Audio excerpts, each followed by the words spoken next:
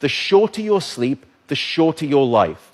The decimation of sleep throughout industrialized nations is having a catastrophic impact on our health, our wellness, even the safety and the education of our children. It's a silent sleep loss epidemic, and it is fast becoming one of the greatest public health challenges that we face in the 21st century. The disruption of deep sleep is an underappreciated factor that is contributing to cognitive decline or memory decline in aging, and most recently we've discovered in Alzheimer's disease as well. There's a structure that sits on the left and the right side of your brain called the hippocampus. It's very good at receiving new memory files and then holding on to them. Yet in those people who are sleep deprived, we actually couldn't find any significant signal whatsoever. Without sleep, the memory circuits of the brain essentially become waterlogged, as it were, and you can't absorb new memories. We have since discovered that a lack of sleep will even erode the very fabric of biological life itself, your DNA genetic code.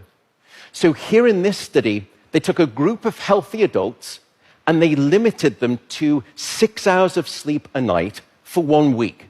And then they measured the change in their gene activity profile relative to when those same individuals were getting a full 8 hours of sleep a night. And there were two critical findings.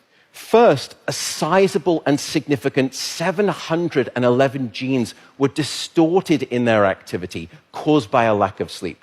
The second result was that about half of those genes were actually increased in their activity, genes associated with the promotion of tumors, genes associated with long-term chronic inflammation, and genes associated with stress, and as a consequence, cardiovascular disease.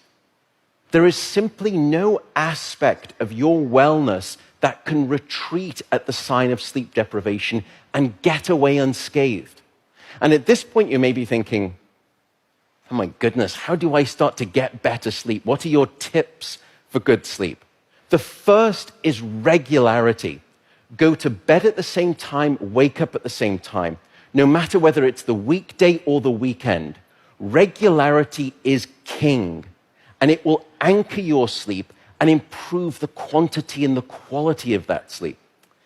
The second is keep it cool. Your body needs to drop its core temperature by about 2 to 3 degrees Fahrenheit to initiate sleep and then to stay asleep. And it's the reason you will always find it easier to fall asleep in a room that's too cold than too hot. So aim for a bedroom temperature of around 65 degrees or about 18 degrees Celsius. That's going to be optimal for the sleep of most people. Sleep, unfortunately, is not an optional lifestyle luxury. Sleep is a non-negotiable biological necessity. It is your life support system. And with that soapbox rant over, I will simply say good night, good luck, and above all, I do hope you sleep well.